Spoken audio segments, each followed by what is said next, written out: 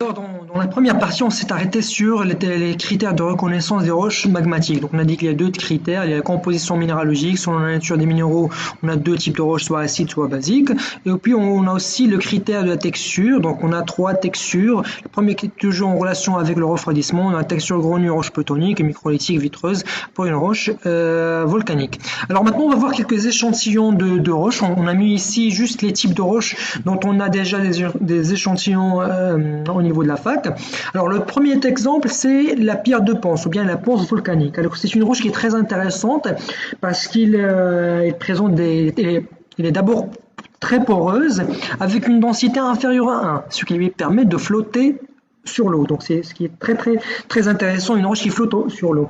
Donc c'est une roche qui est formée par une lave avec une température de 500 à 600 degrés, qui a été projetée avec un volcanisme explosif projeté dans l'air, qui a subi un refroidissement brutal. Et donc ce changement de pression a conduit à un dégazage de la roche, ce qui a produit ces bulles ou bien ces vacuoles, et donc voilà ce qui explique la porosité et la faible densité de cette roche. Puis après, on a les basaltes. Donc les basaltes sont les roches volcaniques les plus répandues sur la Terre. Alors les basaltes, c'est une roche volcanique, donc texture vitreuse, on voit pas il n'y a pas de minéralisation.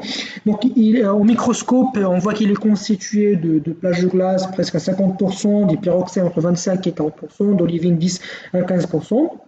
Et c'est une des constituants majeurs de la croûte océanique, mais on la trouve aussi sur la Lune, sur la croûte océanique de la Lune, ou bien on a trouvé aussi quelques échantillons de basalte sur la planète Mars.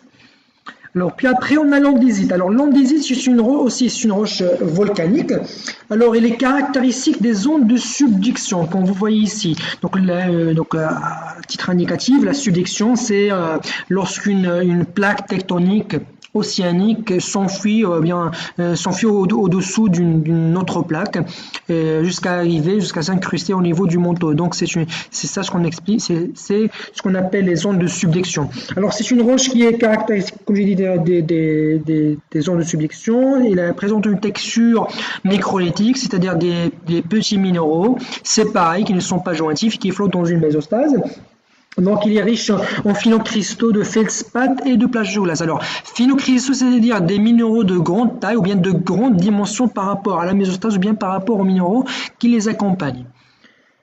Alors, après, on a une trachyte. Alors, la trachyte en grec, c'est un mot grec qui signifie rugueux. Alors, cette roche, lorsqu'il est cassé, il présente un aspect très rugueux.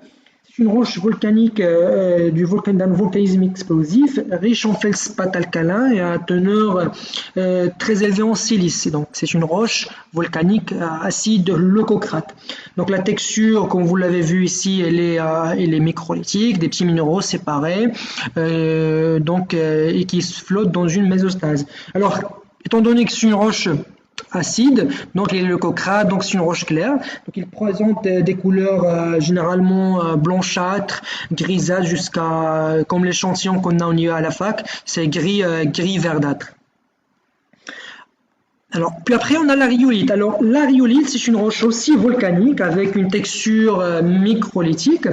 Alors, c'est l'équivalent volcanique d'une roche granitique. Pourquoi? Parce qu'il contient les mêmes minéraux d'une granite, c'est-à-dire il présente une texture, bien sûr, texture microlithique, et avec des minéraux de quartz et de feldspath.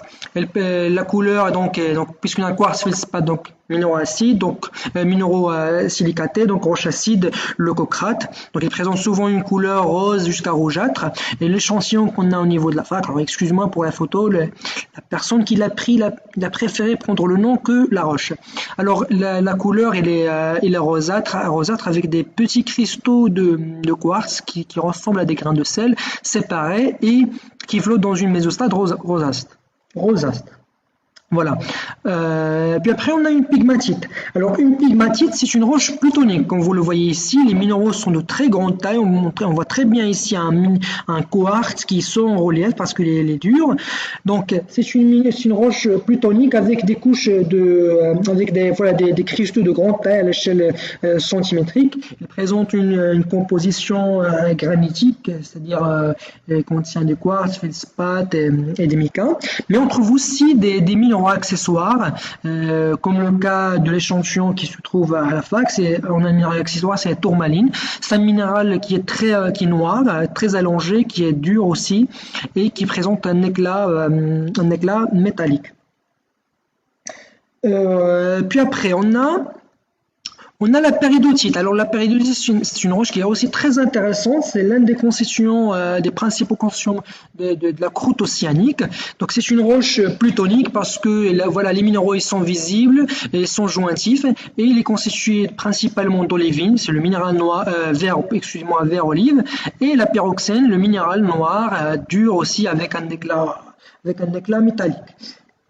Donc voilà. Puis après on a le gabbro. Alors le gabbro, c'est une roche.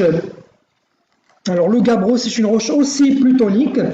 Et elle est constituée principalement de gros grains de pyroxène et du feldspath. Alors le feldspath, c'est le minéral qui est blanchâtre, on dit qu'il est blanc laiteux, et lorsqu'il est érodé, il présente un aspect farineux.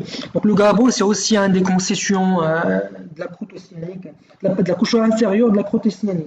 Donc il présente généralement des gros grains de cristaux de taille d'1 millimètre jusqu'à 1 cm. On trouve aussi certains gabbros qui présentent une texture grenue fine.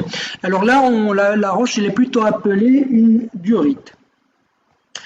Alors après, on a une aplite. Alors l'aplite, c'est une roche philonienne, c'est-à-dire philonienne leucocrate, elle est claire comme vous le voyez. Donc c'est-à-dire qui se présente sous forme de lame très allongée, de quelques centimètres jusqu'à quelques mètres d'épaisseur. Donc il présente une granulométrie fine, mais une composition aussi granitique, c'est-à-dire il contient des quartz, du feldspath et des micas noirs.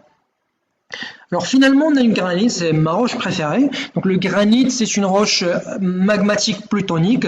Elle est présente, elle peut être sous deux couleurs, soit blanchâtre lorsqu'on a un feldspath plagioglace, ou bien rosâtre lorsqu'on a un feldspath orthose. Donc les minéraux qu'on constitue, c'est le mica noir, comme on voit ici. On peut aussi trouver le mica blanc. Le quartz, on le voit sur l'échantillon, c'est les grains de sel qui sont durs, donc ils sont en relief. Et le feldspath, c'est le minéral qui est creusé, il est érodé, donc il est moins dur que le quartz. Donc il présente un aspect, comme j'ai dit pour le gabbro, un aspect farineux. Pour le granit rose, donc c'est la même chose, on a des granites, des micas noirs et des micas blancs. À l'exception, le feldspath ici n'est pas blanc, mais il est rose. C'est le feldspath orthose. Donc alors les granites, on les trouve, je ne sais pas si vous prenez beaucoup les trains, donc on les trouve souvent sur les gares, par exemple la gare de Rabaville ou bien la gare de Rabat-Agdel, les voies ou bien sur l'intérieur des gares, on trouve des très beaux morceaux de granit et des fois avec des très beaux morceaux de minéraux accessoires comme la tourmaline, on les voit qui sont les minéraux allongés noirs de très grande taille.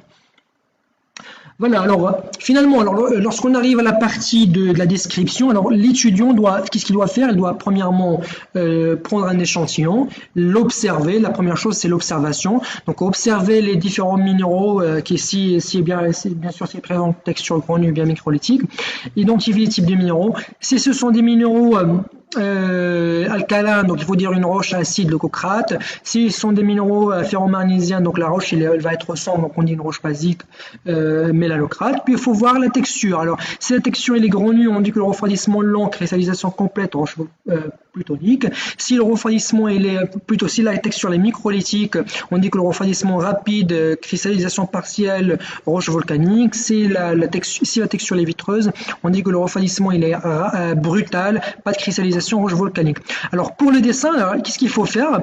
Alors il faut juste prendre une partie. Alors par exemple, je vais prendre l'exemple de la péridotite. Alors vous dessinez juste toute la structure de la roche et vous prenez juste une petite partie ici, vous dessinez juste cette petite partie, par exemple pour la périodite sur une roche grenue. Donc on doit dessiner des petits cristaux, des petits minéraux qui sont jointifs sous une forme carrée ou bien hexagone. Et si vous avez des couleurs, vous colorez les olivines en vert, les pyroxènes en noir et vous faites des traits comme ici, vous schématisez, vous faites aussi à l'échelle. Voilà, c'est tout ce qu'on a pour les TP de roches magmatiques. La prochaine représentation, ou bien le prochain TP, ça va être les roches métamorphiques. Et au revoir, merci.